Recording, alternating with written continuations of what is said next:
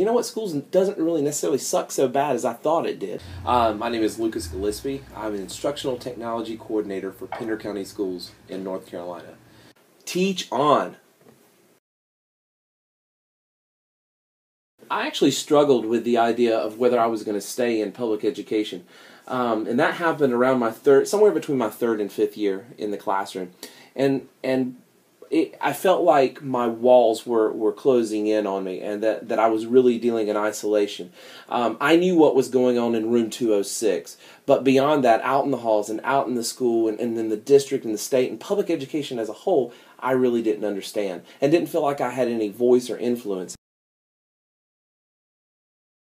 In addition to connecting with my students and building relationships there and really focusing on the relationships, was also building relationships with teachers and other people in my profession that were completely outside of my school and my district.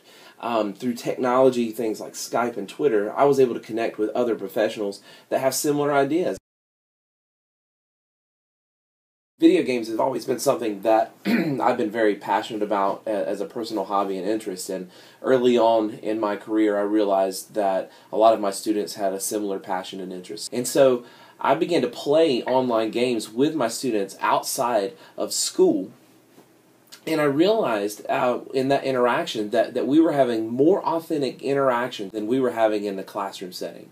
And so at that point I realized there's something here that warrants my attention. I allowed my classroom to become an informal space in breaks and during lunch where these geek gamer kids could come in and just hang out and be themselves and be authentic and real and just hang out. And we would chat about games.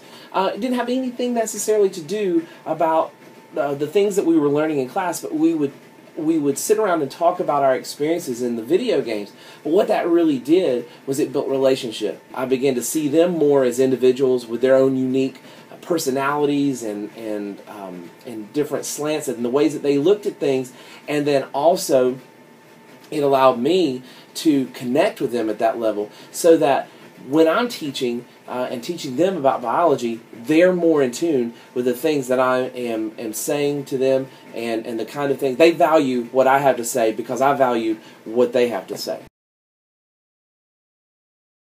The kids that are in our program are improving with their language art skills. They're reading better and they're using vocabulary that they've never used before. But really, that component of it, that impact on standardized testing, is not what I'm looking for.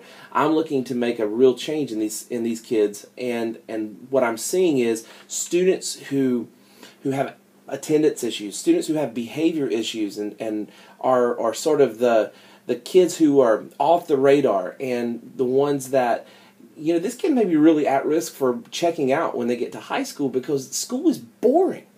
And so those are the kids, that's the group I want to impact, and those are the kids that we're actually changing. We're reaching out to them through this program, and we're giving them something that anchors them in school and says, you know what, school doesn't really necessarily suck so bad as I thought it did before. I actually like going, and I actually like learning, and we've gotten this feedback. I've gotten that feedback from kids who have gone through our program and have come back and contacted us and said, hey, I'm in high school now and I realize what you guys were trying to do and how really amazing that was. Kudos from your students is the thing that will keep you going for years and years on end. What I'm telling you is that you've got to go out and you've got to make connections with other teachers. Find that network out there. It's out there. There are other teachers that are waiting to hear from you, and that want to connect with you and you to them. So by all means, make those connections. It will change the world for you.